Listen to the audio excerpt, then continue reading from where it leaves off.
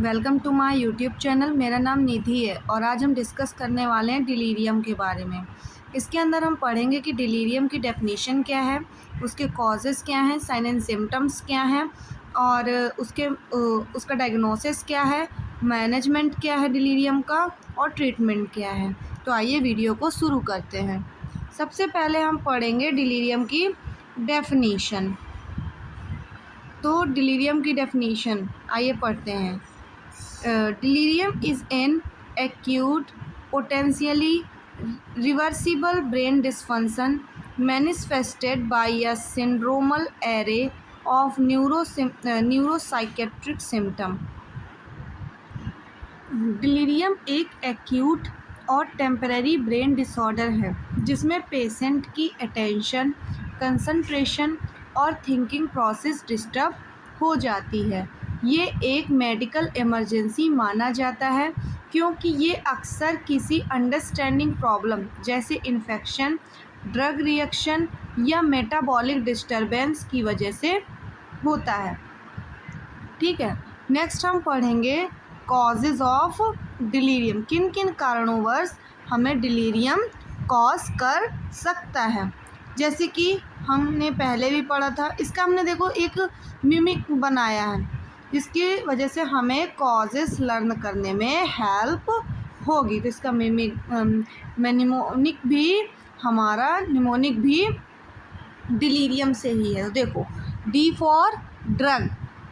अगर पेशेंट किसी प्रकार की ड्रग इनटेक करता है या फिर पेशेंट एपिलेप्सी या फिर इलेक्ट्रोलाइट इम्बैलेंस से ग्रसित है या फिर पेशेंट को लीवर फेलियर हुआ है, किसी प्रकार का पेशेंट को इन्फेक्शन हुआ है या फिर उसका रिटेंशन या रिटेंशन में मतलब यूरिनरी या फिर यूरिनरी फीकल की प्रॉब्लम है या फिर इंट्राक्रैनियल प्रॉब्लम है या फिर यूरेमिया जैसी कंडीशन है, ब्लड प्रेजेंट इन यूरिन या फिर मेटाबॉलिज्म की कोई प्रॉब्लम है, तो हमें हमें डिलीरियम कॉज कर सकता है।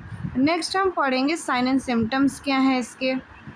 अगर किसी को डिलीरियम कॉज करता है तो पेशेंट में क्या क्या सिम्टम्स दिखाई देंगे। सबसे पहले तो पेशेंट डिसओरिएंटेड हो जाएगा। सेकंड, पेशेंट को कन्फ्यूजन और एजिटेशन शो होगा, उसको बार बार मेमोरी लॉस होगा, अल्टर्ड लेवल ऑफ कॉन्शियसनेस और मतलब कि उसका कॉन्शियसनेस जो है वो मतलब कि अल्टर्ड रहेगा, और difficulty concentrating and solved thinking जैसी सब प्रॉब्लम अराइज होगी, इम्पेयर्ड जजमेंट की कंडीशन या फिर restlessness and inability to sleep, यानी थका थका सा या रेस्टलेसनेस फील करेगा और उसको नींद नहीं आएगी, यानी नींद आने में एबिलिटी नहीं होगी, या फिर स्लोड थिंकिंग यानी सोचने की क्षमता कम हो जाएगी, डिसऑर्गेनाइज्ड स्पीच यानी कि अटक अटक के बोलना या बोलते वक्त लड़खड़ाना या फिर क्या बोलना ये ना समझ पाना, या फिर पुअर इम्पल्स कंट्रोल जैसी कंडीशंस,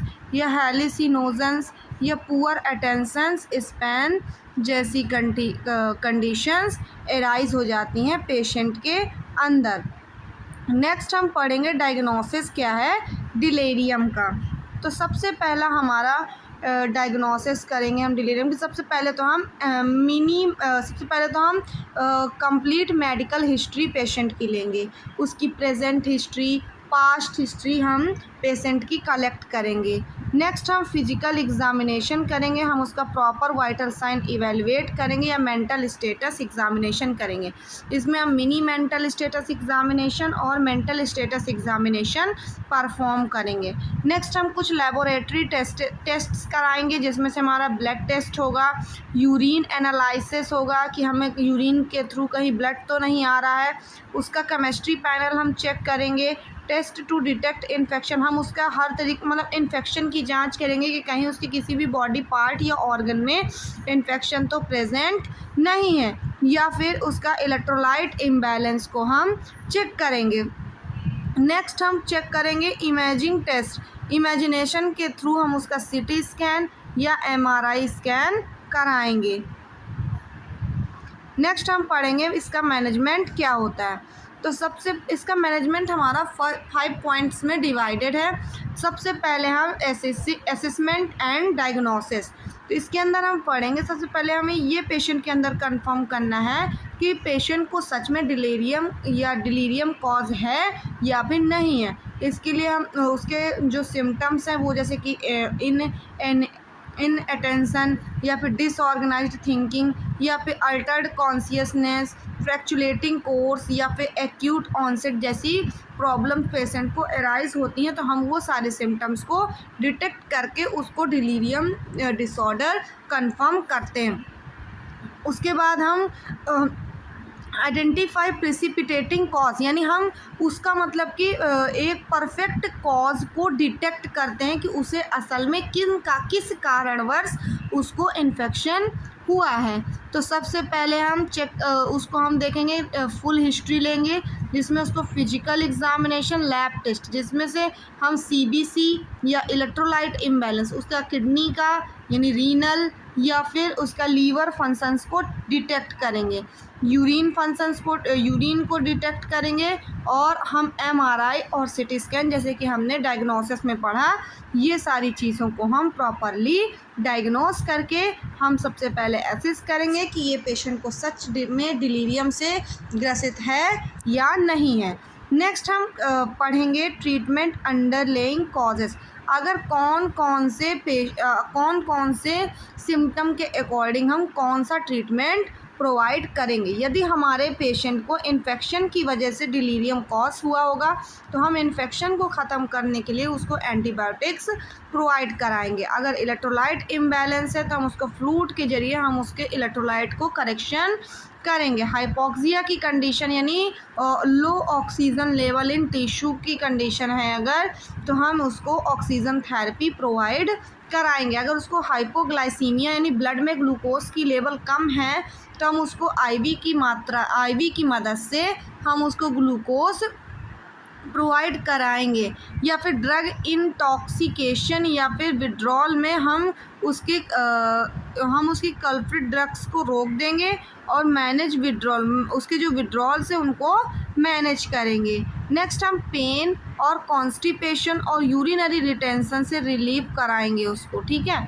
नेक्स्ट है हमारा पॉइंट ट्रीटमेंट हम उसको प्रोवाइड कराएंगे जिसमें से हम उसको जनरल सपोर्टिव केयर प्रोवाइड कराएंगे। इसके अंदर हम provide safe and clean environment patient को प्रोवाइड कराएंगे जिसमें हमारे पेशेंट के लिए एडिक्वेट लाइटिंग होगी जिससे वो लाइटिंग के थ्रू भी इरिटेट ना हो, उसके आसपास नॉइस को हम रिड्यूस करेंगे।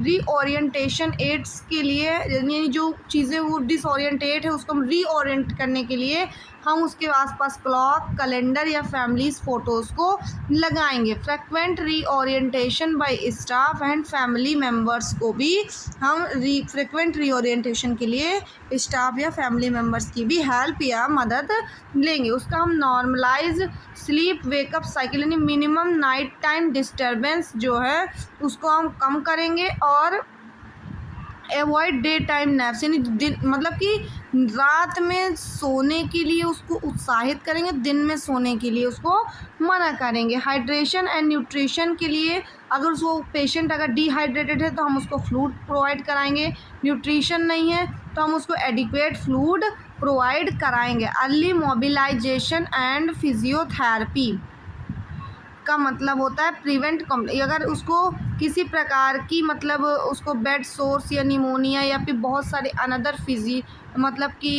कंडीशंस अराइज हो रही हैं, बहुत सारे कॉम्प्लिकेशंस अगर अराइज हो रहे हैं तो उन कॉम्प्लिकेशन से बचाने के लिए हम उनको फिजियोथेरेपी प्रोवाइड कराएंगे। अवॉइड अननेसेसरी रेसिस्टेंस यानी कि हम उसके अननेसेसरी रेसिस्टेंस को हम अवॉइड करेंगे। नेक्स्ट हम पढ़ेंगे कौन कौन से हम उसको मेडिकेशंस प्रोवाइड कराएंगे जिसमें ओनली सीवियर एजिटेशन और डेंजर, जब पेशेंट हमारा सीरियस कंडीशन में है या उसको डेंजर की कंडीशन पे है तो हम उसको कौन कौन सी मेडिकेशन प्रोवाइड करेंगे। हम उसे फर्स्ट लाइन में हम उसको लोअर डोज हेलोपेरिडोल्स की प्रोवाइड कराएंगे।